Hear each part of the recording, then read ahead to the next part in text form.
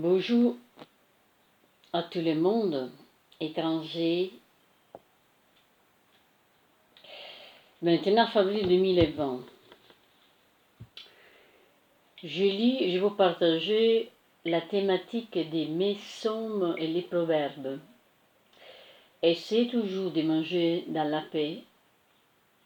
Lecture biblique, Proverbes chapitre 15, versets 16 et 17. Mieux vaut pas avec la crainte de l'Éternel qu'un grand trésor avec le désordre.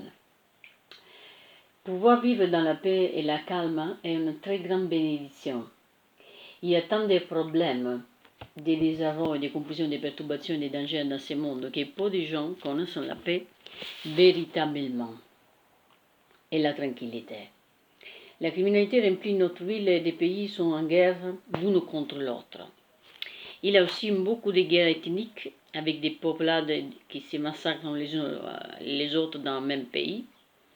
Toutes ces choses arrivent à cause de la d'épouvantable esprit d'avidité, d'esprit de conflit. On saisit bien des gens qui les contrôlent.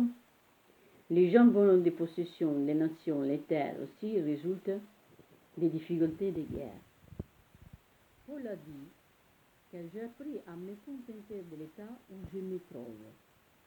Philippiens 4, verset 11. Je partage ça parce que j'ai essayé de vous faire connaître beaucoup de vérités qui maintenant on vive quand même dans ce monde, parce que c'est la même loi qui se répète aujourd'hui par rapport à le schéma éternel. Du coup, je vais vous faire présent de cet éveil spirituel qu'on est en train de passer, qui n'a rien à voir avec toutes les religions et tout. Mais moi, j'ai essayé de partager ça pour vous faire comprendre les schémas qui se répètent toujours dans cette vie par rapport à cette loi-là. Parce que si vous n'avez pas compris que vous devez connaître votre Père, le Créateur, je ne parle pas de Dieu, je parle de Dieu Père Créateur, Créateur de l'univers, de vous, de moi, de tout. Il a également affirmé que c'est une grande source de gain que la piété, si l'on se contente de ce qu'on a. 1 Timothée 6, 6. Si vous pouvez vous satisfaire de ce que Dieu vous a donné dans la vie, alors vous aurez la paix du corps. Tous les trésors du monde ne valent pas de perdre la paix et la calme que Dieu vous a donné. Mieux vaut un plat de verdure là où règne l'amour qu'un bœuf engraissé si l'aine est là. Comprenez? Au fil des siècles et encore aujourd'hui, la plus grande partie des habitants de ce monde ne peut pas se permettre de manger de la viande. Beaucoup vivent des herbes des champs, les légumes, de leurs petits potagers, de quelques petites choses qui peuvent se procurer sur les marchés. Ce n'est pas ce que vous mangez qui est important, c'est la personne avec qui vous partagez les repas. Si vous êtes assis devant des choses dîners, en face de quelqu'un qui vous déteste, la nourriture risque de rester coincée dans votre gorge.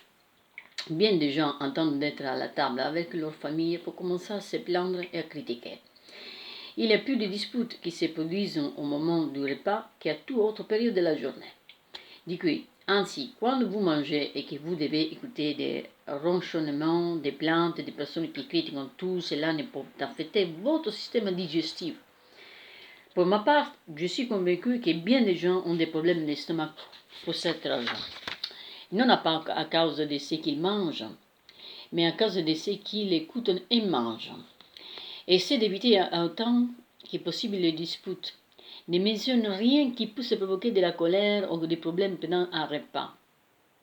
Et si le sujet abordé vous irrite, essayez très rapidement de changer.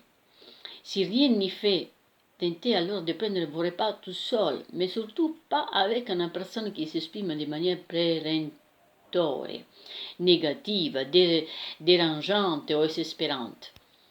Le bœuf dans cette stalle est semblable au veau gras.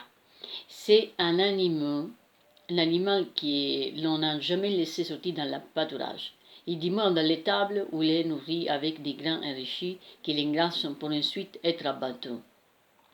Ainsi, si vous mangez avec quelqu'un qui vous déteste et qui aspire à votre destruction, vous risquez d'avoir l'impression qu'on vous engraisse et envoie de vous abattre.